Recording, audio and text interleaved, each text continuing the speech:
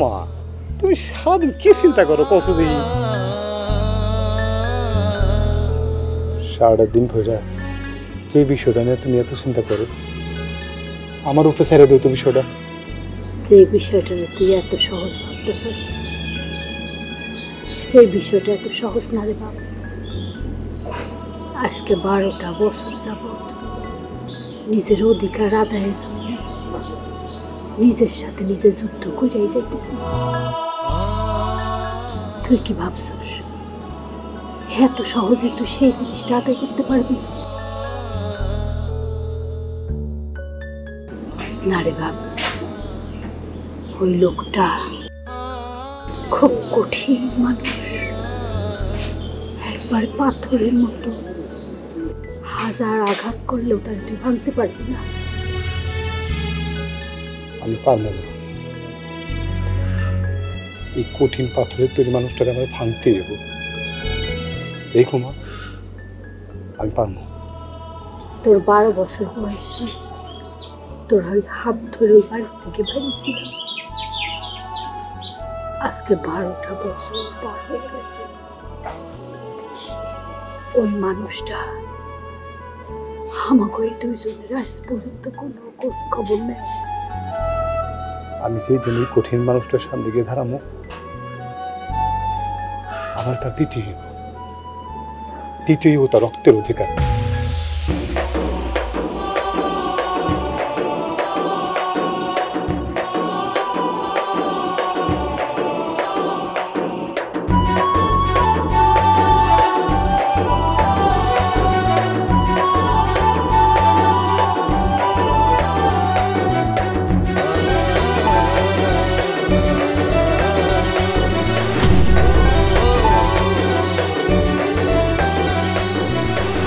তারপর ব্যাপারে কি খবর? আমার আর কি খবর, তবে তালুকদার তুমি তো জিদ করছো, এমন জিদে করছো যে বউ পোলাপাইন থেকে তোমার 12টা বছর শেষ করে ফেলাইলা। তালুকদার শুধু 12 বছর কে, প্রয়োজন হলেও আরো 12 বছর পার করব, তবু আমি ওই করিমের কাছে মাথা নত করবো না। তালুকদার জিদ থাকা ভালো, কিন্তু এত জিদ ভালো না।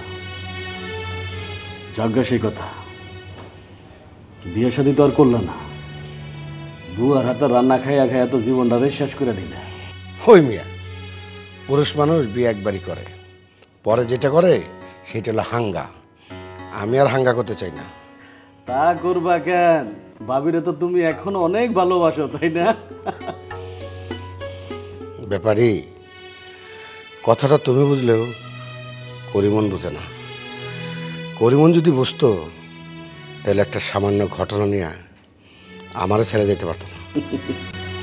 তোমার কাছে সেটা সামান্য মনে হইতে পারে, কিন্তু একটা নারীর কাছে সেটা সামান্য না। তুমি দেখতেছি তোমার ভাবির পক্ষে নিয়ে কথা কইতেছো।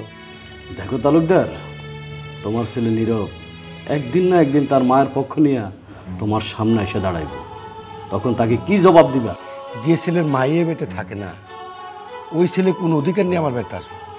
রক্তের অধিকার তালুকদার, রক্তের অধিকার। তুমি যতই জিদ ধরে থাকো না কেন, কোনো লাভ হইব না। তোমার ছেলে নীরব তার মায়ের অধিকার প্রতিষ্ঠা করার জন্য এই বাড়িতে একদিন না একদিন আসবেই। ওই মিয়া, আমি পুরুষ মানুষ, আমার জিদ থাকতে পারে, করিমন একটা মাইয়া মানুষ, ওরা তো জিদ থাকবো কেন? শোনো তালুকদার, যে জায়গা ঘুমায় না তার ঘুম ভাঙানো যায় না। তোমার অবস্থা হচ্ছে ঠিক ওরকমই, তোমারে কিন্তু বোঝানো যাইব না। আমি যাই এখন।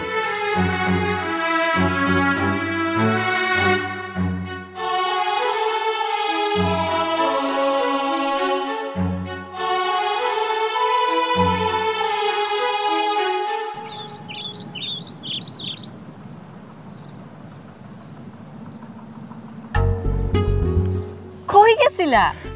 বাজারে গেছিলাম স্যালাড ডাল কিনতে। নীরব, আমার না তোমার লাগে খুব মায়া লাগে। কেন আমার দেখলে তো মায়া লাগে কেন? তালুকদার বাড়ির পোলা তুমি, এত কষ্ট করতেছ। তালুকদার চাচার কাছে তো কেউ সাহায্য চাইলে 5-10 কেজি চাউলের নিচে কেউ পায় না, অথচ আমার হাতে 1 কেজি চাউল আধা পোয়া ডাইল, তাই না? মেলা আমি আর আমার আম্মা যখন এই খাওয়ানটা খাই না তখন অনেক শান্তি লাগে। কিন্তু তুমি জানো না, কিন্তু কেন লাগে জানো?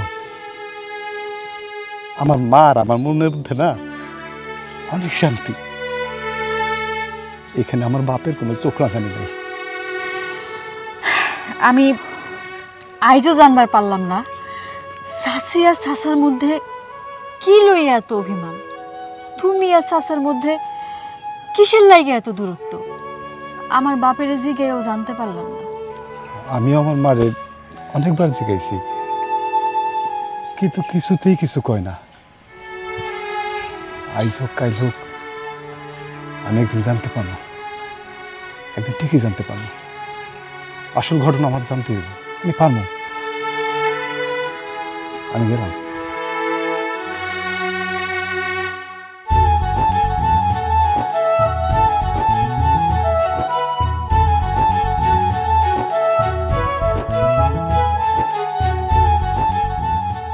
ও মা, মা,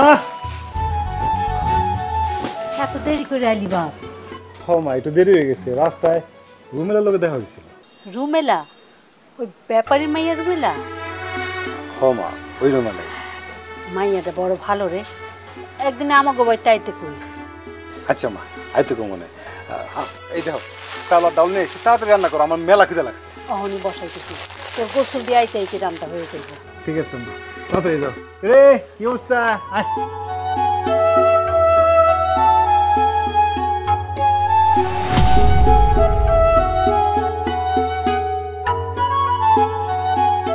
তোমার যেটা কইছি সেটা থাক। আসসালামু আলাইকুম।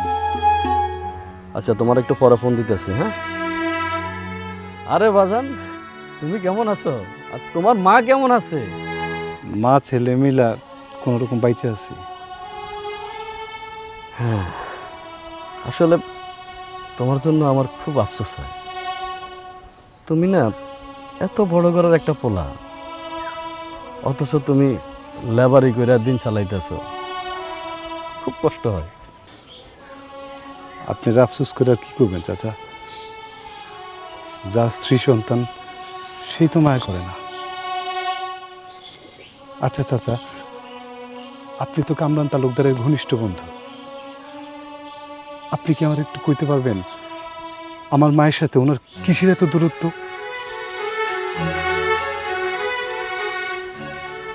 আমি জানি আপনি জানলেও কিছু কইবেন না, কিন্তু আমি একদিন ঠিকই জানবো চাচা।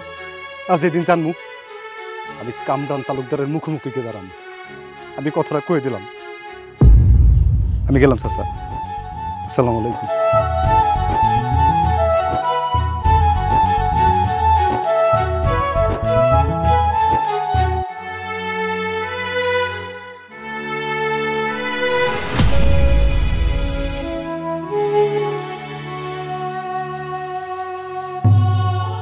বারোটি বছর পার হয়ে গেল, আজ পর্যন্ত আমার ছেলেকে আমি দেখিনি। নিজের জেদকে বজায় রাখার জন্যে এতটি বছর ওই গ্রামের আশেপাশেও আমি যাইনি। আজ আমার সন্তানকে দেখার জন্যে মনটা বড় ছটফট করতেছে। আমি কি যাব এই রাতের অন্ধকারে চুপি চুপি নীরবকে দেখতে? যাব? হ্যাঁ, আমি যাব। আমার সন্তানকে আমি দেখতে যাব।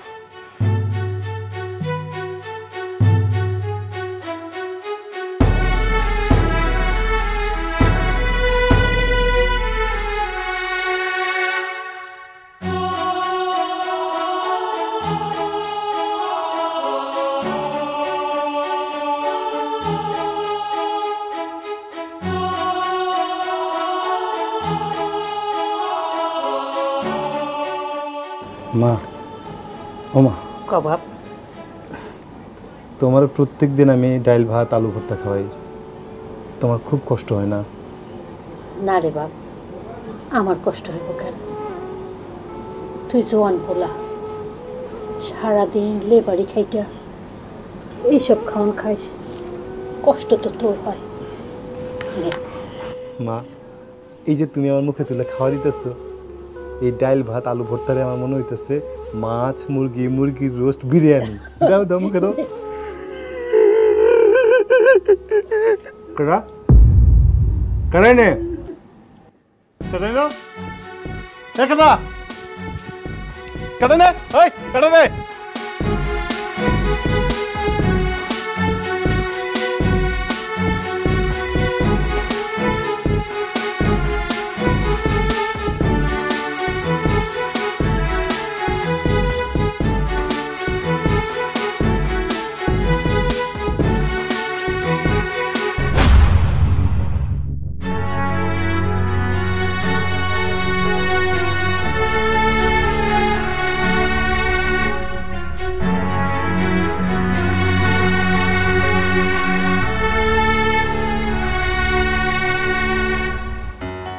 তুই হুদাই খাওয়ান তুই দৌড়েছিস, কেউ আসিল না, ভুল দেখছিস। না মা, আমি ভুল দেখি নাই, আমি ধাওয়া করে ধরতে পারি নাই, অন্ধকারে মিশে গেছে। এই যে দেখো, লোকটা চাদরটা ফেলাই গেছে। এই চাদর তো নীরবের বাপ কামরান তালুকদারের, তাহলে কি তালুকদারাই ছিল? মা, তুমি চাদর হাতে নিয়ে কি ভাবতেছো? না, ভাবতেছিলাম চোর এই গরিবের বাড়িতে এসে খেয়ে নিব। বাদ দাও তোমা, খান দাও।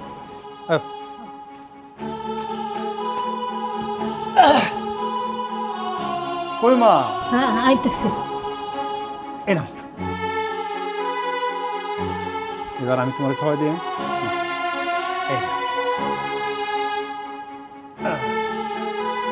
খাও তো খাও।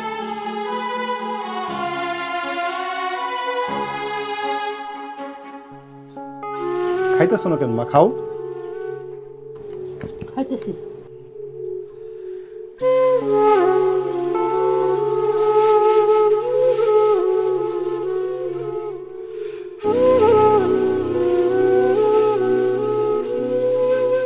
ভাত নেই।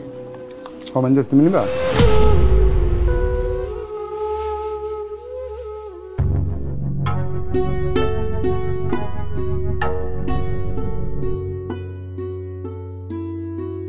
হুজুর, এত রাইতে কইতে খাইলেন?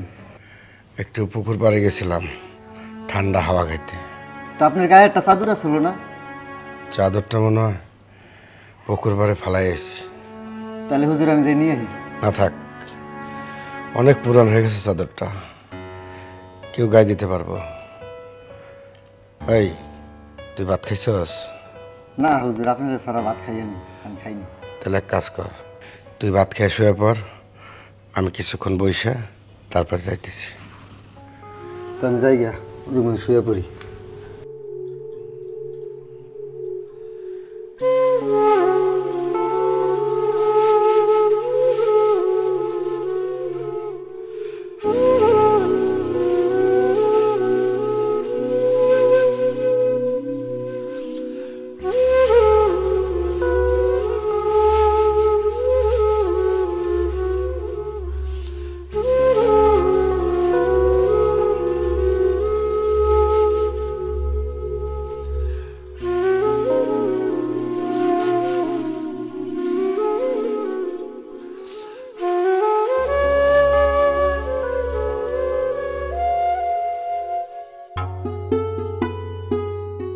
কিরে বান্ধবী, এত তাড়াহুড়ো করে কই যাস?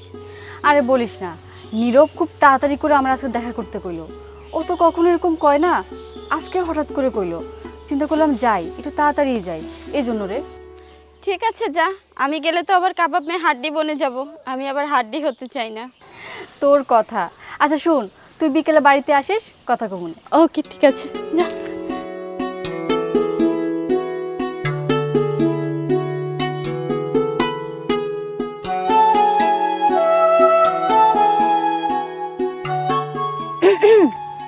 কি ব্যাপার, হঠাৎ এত জরুরি তলব? আগে বউ, পরে কইতেছি। ক। আর কইও না, গতকালকে রাইতে আমাকে বাড়িতে অদ্ভুত একটা ঘটনা ঘটে গেছে। অদ্ভুত ঘটনা? কি অদ্ভুত ঘটনা? কত শুনি। রাইতে মারে নিয়ে ভাত খাইতেছিলাম, হঠাৎ করে বাইরে দেখি একটা লোক চাদর মুড়ি দিয়া দাঁড়ায় রয়েছে। আমারে দেখে এই লোকটা পালায় গেল। আমি ধাওয়া করলাম, ধরতে পারলাম না, কিন্তু ওনার গায়ের চাদরটা ফালাই গেছে। রুমিলা, আমার না সন্দেহ হইতেছে। সন্দেহ? কি সন্দেহ হইতেছে তোমার? উনি আমার বাবা না তো? দেখো নাই যখন আমি কি করি কমু। আচ্ছা এগুলি বাদ দাও, তুমি এখন আমারে কও, আমারে কবে তোমাকে ঘরে তুলে নি? আমি তো লেবার, এই লেবারের ঘরে গিয়া ডাইল ভাত আলু ভর্তা এগুলো খাইতে হইব, তখন কি করবা? আমার স্বামী আর আমার শাশুড়ি মায়ে যা খাইবো আমি তাই খামো, খুশি মনে খামো। আবেগ দিয়া জীবন চলে না রুমেলা। দেখো নীরব, তুমি খুব ভালো কইরাই জানো আমি অনেক সাহসী আর বাস্তববাদী মাইয়া। আমার জীবনে কোনো আবেগের মূল্য নাই। সত্যি কইতেছ? সত্যি কইতাছি। কয় সত্যি? 1 সত্যি, 2 সত্যি, 3 সত্যি। আমি না হাতটাই ধরলা না, কেমনে বুঝবো যে এটা সত্যি? এই তোমার হাত ধইরা কইতাছি সত্যি। তাইলে ঠিক আছে।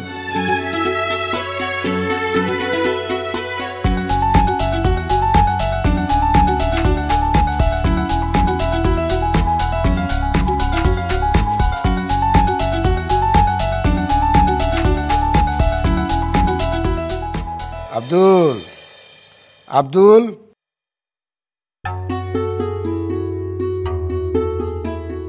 শোন, আমার বন্ধু আমার ব্যাপার আছে না, হ্যাঁ, ও আসলে তাতে পাঠা দিস। ঠিক আছে হুজুর। আসসালামু আলাইকুম। কি ব্যাপার তালুকদার? আরে ব্যাপারই, আসো আসো, বসো। তা কেমন আছো? আমি ভালো আছি আলহামদুলিল্লাহ। তা কেন ডাকছো সেটা আগে বলো। ব্যাপারই, আমার জীবনের যত সুখ দুঃখ সব কিছু আমি তোমার সাথে শেয়ার করি, কিন্তু গত রাত্রে আমার একটা ঘটনা ঘটে গেছে। কি কইলা? তোমার জীবন আবার ঘটনাও ঘটে নাকি? আচ্ছা বলো বলো, কি ঘটনা করছে সেটা আগে কইলা বলো তো শুনি। ব্যাপারই, গতকালকে তো আমি নীরবের কাছে প্রায় ধরা খেয়ে গেছিলাম, কোনো মতে পালাইছি। এটা কোন কথা কইলা? আরে নীরব হইছে তোমার পোলা, পোলার কাছে ধরা খাইলো কি না খাইলো কি যাকে সেই কথা। আচ্ছা কি ঘটনা ঘটছে আগে সেটা আগে বলো না শুনি। এত বছর পর নীরবে আমার খুব দেখতে ইচ্ছা করছিল। বাহ, এর কেই বলে রক্তের টান। ব্যাপারই, তাই গত রাত্রে চাদর মুড়ি দিয়া পরিমনের বাড়িতে গিয়েছিলাম। গিয়া যা দেখলাম তা ভাবলেই বুকটা আমার কষ্টে ফাইটা যায়। আহা, এইকেই বলে স্বামীর স্ত্রী সন্তানের প্রতি ভালোবাসা। আমার ঘরে কত দামি দামি খাবার নষ্ট হয়ে যায়, আর আমার স্ত্রী সন্তান প্রতিদিন আলু ভর্তা ডাল দিয়ে ভাত খায়। এটা নতুন কি আছে কও? নীরব নীরব করে লেবারি কাজ, আর লেবারি কাজ করে যে কয় টাকা পায় এই কয়টা দিয়া ডাল চাল কিনে নিয়ে যায়, এগুলা তো তাদের নিত্যদিনের খাবার। তুমি চুপ করো ব্যাপারী, তুমি চুপ করো। এখন কি করা যায় সেইটা বলো। আচ্ছা তোমারে আমি কোনো কথা বললে তুমি কখনো রাখছো না রাখবা? ওই দেখো না, পাথরের মূর্তির চোখে পানি। শোনো তালুকদার, মান অভিমান সবকিছু ভুলে যায়, ভাবি আর ভাতিজারে তোমার বাড়িতে নিয়ে আসো। না না, এই তালুকদার স্ত্রী সন্তানের কাছে হার মানবে না। হার মানবা নাকি? তুমি তো হাইরেই গেছো। তুমি কি মনে করতেছো তুমি কি জিতে আসো? তুমি মোটেও জিতে আসো না, তুমি মোটেও জিতো নাই। শোনো, তুমি যদি না হারতা তাহলে তোমার চোখে পানি থাকতো না। আর যে অন্ধকার রাইতে চাদর মোড়ে দিয়া সোরের মতো যাইয়া বউ বাচ্চারা দেখতে যাইতা না। ব্যাপারী, তুমি আমার হয়ে একটা কাজ করে দিবা? তুমি বলো তো, তোমার কোনো কাজ কি আমি না করে রাখছি? এখন বলো কি কাজ করতে হবে সেটা আগে বলো। নাও ব্যাপারী। টাকাগুলো আমি না হলে নিলাম, কিন্তু আমার মনে হয় না ভাবি এই টাকাটা নেবে। ব্যাপারী, তুমি একটু চেষ্টা করো ব্যাপারী।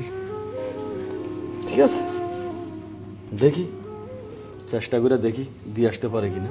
তা আমি গেলাম। হ্যাঁ, আল্লাহ হাফেজ। আল্লাহ হাফেজ।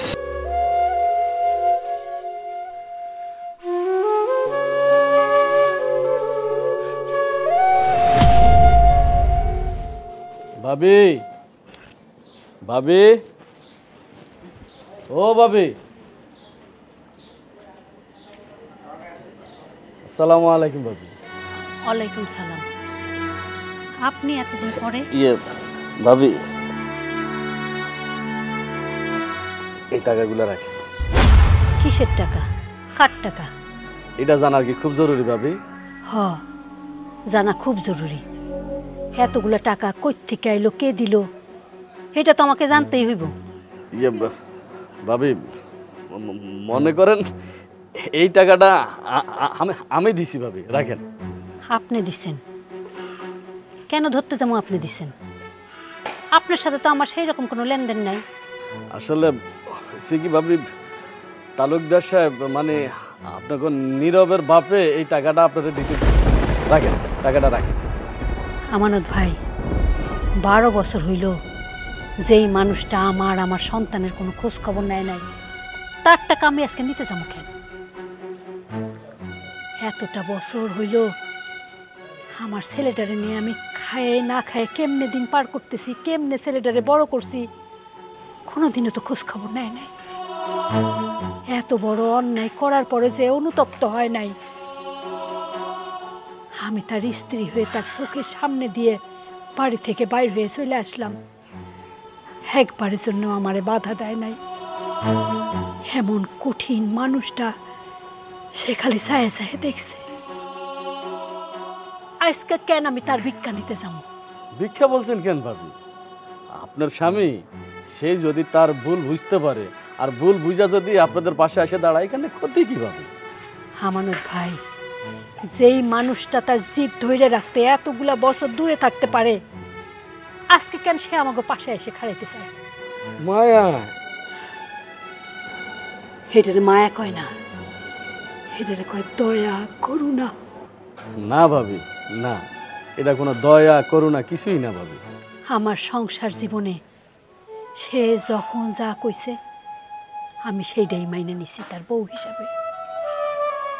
কিন্তু আজকে কেন আমি তা মাইনা নিব? আমি তালুকদার বাড়ির বউ হইয়া মানুষের বাড়িতে ঝিসা করে কাম করছি, খায় না খায় ছেলেটারে নিয়ে থাকছি। এই অসহায়ের মতো ছেলেটারে খাওয়াইতে ইট ভাটায় কাম করছি। এই তালুকদার বাড়ির রক্ত হইয়া ছেলেটারে আমি একটু লেখাপড়া শিখাইতে পারি নাই, ফলাটা আমার অশিক্ষিত মূর্খ হয়ে রয়ে গেছে। ভাবি, আপনি যা যা অভিযোগ করছেন না, সব অভিযোগে সত্য। কিন্তু একটা কথা ভাবি, কামরান তালুকদার সে যদি তার ভুল বুঝতে পারে, তার ভালোবাসার হাত আপনাদের দিকে বাড়াই দিতে পারে, কাল তো আপনার কাছে, আপনার ছেলের কাছে সে তো ছুটে আসবেই ভাবি। কিসের অধিকারে? রক্তের অধিকার ভাবি, রক্তের অধিকার। কেন ভাবি, আপনার কাছে তালুকদারের রক্ত আছে না? তাই যদি হয় তাহলে তারা নিজে আসতে ক্ষণ, নিজে এসে ক্ষমা চাইবে। আমার কাছে ক্ষমা চাইতে হইব না, সে তার ছেলের কাছে ক্ষমা চাইবে। তার ছেলে যদি তারে ক্ষমা করে দেয়, আমিও তারে ক্ষমা করে দেব। আচ্ছা, ঠিক ঠিক আছে ভাবি, আমি আসি। আসসালামু আলাইকুম।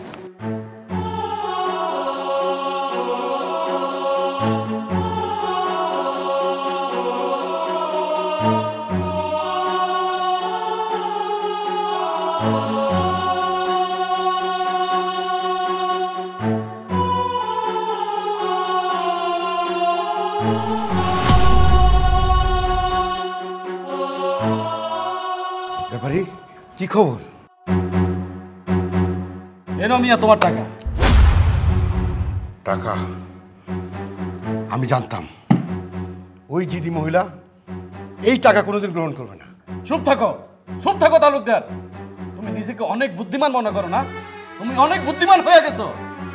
আর অন্যায় করছো তুমি, অপরাধ করছো তুমি। সে অপরাধ ঢাকার জন্য তুমি ওই ভাবিকে তুমি অপরাধী বানাইছো। আরে তোমার ভিতর তো একটু মাত্র অনুশোচনা, অনুতপ্ত তোমার ভিতরে নাই। তুমি কি ভাবছো এই বাড়ির থেকে ভাবি বাইর হয়ে যাওয়ার জন্য তুমি তো তাকে বাধ্য করছো? আরে ওই মহিলা শিশু বাচ্চাকে নিয়ে 2 বেলা 2 মুঠো খাবার জন্য এই তালুকদার বাড়ির বউ হওয়ার সত্ত্বেও মানুষের বাড়ি বাড়ি যাই জিয়ার কাজ করছে। শুধু তা না, আরো আছে, ইট ভাটা যাইয়া ইট ভাঙার কাজ পর্যন্ত করছে।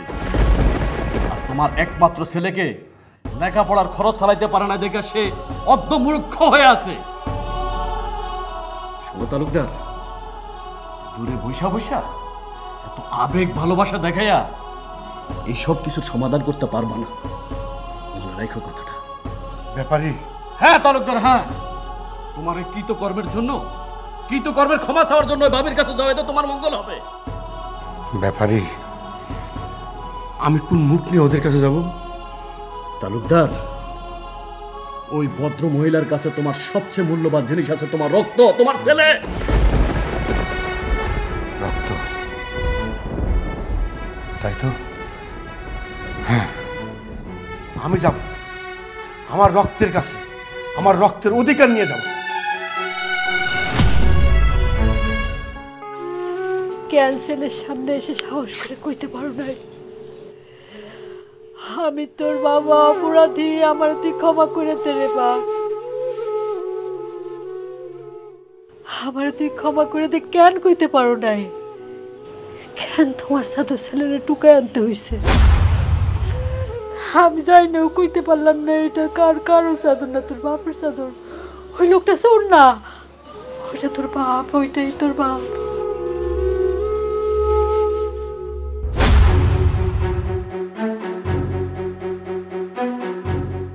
মা,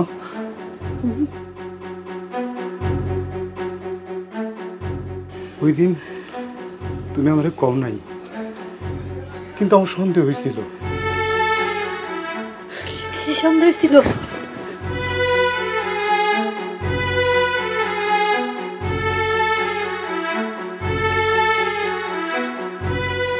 এটা আমার বাবার চাদর। কথাটা আমি তোমার কইতে পারি নাই, কিন্তু আমি রুমের লোকে ঠিকই কইছি। বাবারে, আমিও তোরে বলতে চাই নাই, আমি চাই না তুই তোর বাবারে ঘৃণা করিস। আমি তোর মন থেকে অতি ভুলাইয়া দিতে চাই। তুমি শত চেষ্টা করলেও আমার অতীত ভুলাইতে পারবা না, আর সেটা যদি যন্ত্রণার অতীত হয় তাইলে তো শত বছরে পড়বো না।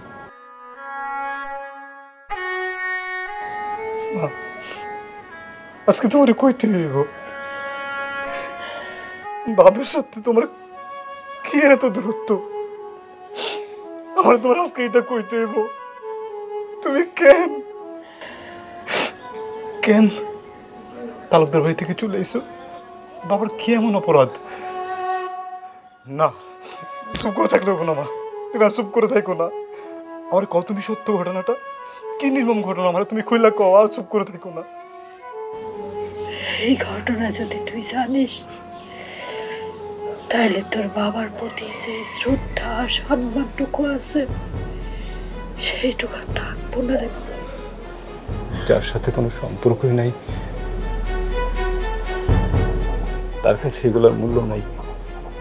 কও না মা, তুমি কও না। ঘটনা চক্রে তোর বাবার সাথে একটা মায়ের সম্পর্ক হয়, এক সময় ওই মাইয়াটাকে নিয়ে বাড়িতে উঠে। আমি স্ত্রী হইয়া এইসব সহ্য করতে পারি না। একদিন গভীর রাতে দেখি তোর বাবা ওই মেয়ে লোকের ঘর থেকে বাইরে হইতেছে। এইটা দেখে আমি একটু সহ্য করতে পারি না। কাপড়ে তোর হাত ধরে ওই রাতে ওই বাড়ির থেকে বাইরে হয়ে আসে, আর কোনদিন ওই বাড়ির মুখ ওইটাই। কান্দো মা, কান্দো, বুকটা হালকা হইব, অনেক হালকা হইব, কান্দো।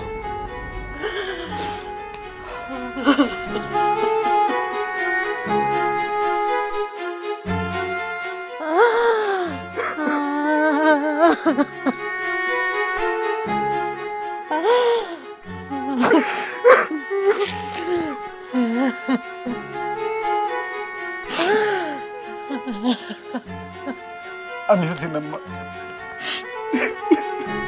ভাবি, ও ভাবি, আরে বাইরে আসেন, দেখেন কারো লই আইছি। দেখেন ভাবি, কামরান তার সমস্ত ভুল বুঝতে পারছে, এখন আইছে তোমা করে নিয়ে যাও না। কিসের অধিকারে? স্বামীর অধিকারে, আর আমার কাছে রক্তের অধিকারে, সন্তানের অধিকারে। এক যুগ পরে স্ত্রীর কাছে আইসো স্বামীর অধিকার কাটাইতে? এক যুগ পরে আইসো সন্তানের প্রতি অধিকার দেখাইতে? তোমার নির্লজ্জতার লাগে আমাকে সাধারণ সংসারটা নষ্ট হয়ে গেছে। তোমার নোংরামের লাগিয়া আমার মায়ের জীবনটা নষ্ট হয়েছে, আমার জীবনটা নষ্ট হয়েছে। তালুকদার বাড়ির পোলা হয়ে আজকে আমি অশিক্ষিত, মূর্খ, দিনমজুর। বাবা নীরব, তুই যা শুনছস তার আড়ালে সত্যটা তোর মাও জানে না, তুইও জানিস না। যেই মহিলার কারণে আজকে এত কিছু, সেই মহিলা ছিল আমার আপন খালাতো বোন। অসহায় বোনটা স্বামীর অত্যাচারে আমার কাছে আশ্রয় নিয়েছিল। একদিন অনেক রাতে ওর ঘরে কান্না শুনতে পাই। সান্ত্বনা দেওয়ার জন্য ওর ঘরে আমি গেছিলাম। এটা ছিল আমার সবচেয়ে বড় ভুল, তোর মাকে সাথে না নিয়ে যাওয়াটাই। সেই ভুলের মাসুল এক যুগ ভরে দিচ্ছি।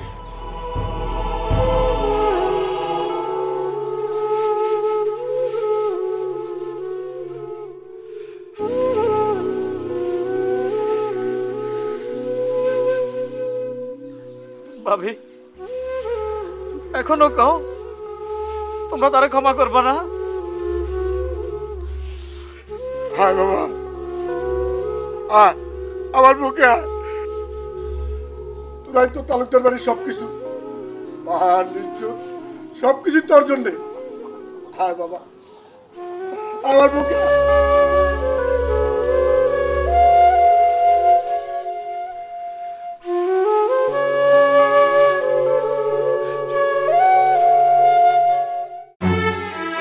বাবা, আমি না যাই না বুঝা তোর অনেক কথা পেয়ে বলাইছি।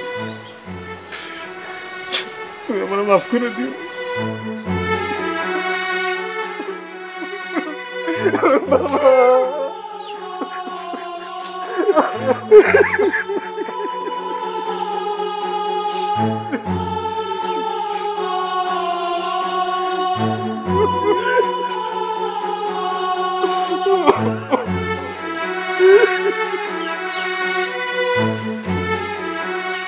চলো করিম, চল বাবা, বাড়ি চল। নীরব, আমারে নিবা না? মনে মানে চল মা, তুই আমাকে সাথে চল।